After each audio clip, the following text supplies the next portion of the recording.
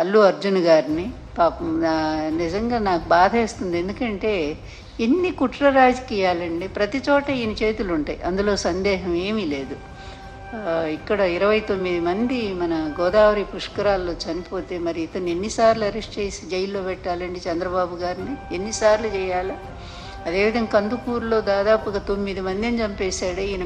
ఇరుకు సందులో మీటింగ్ పెట్టి, ఇరుకు సందు, అందులో పాపం తొక్కిసలాట జరిగినట్టు తన కోసం జనం విపరీతంగా వచ్చినట్టు చేయటం కోసం, మీడియా కోసం అక్కడ అట్లాగే చేసి 9 మందిని చంపాడు. చీరల పంపిణీలో 3 ఆడవాళ్ళు ప్రాణాలు కోల్పోయారు.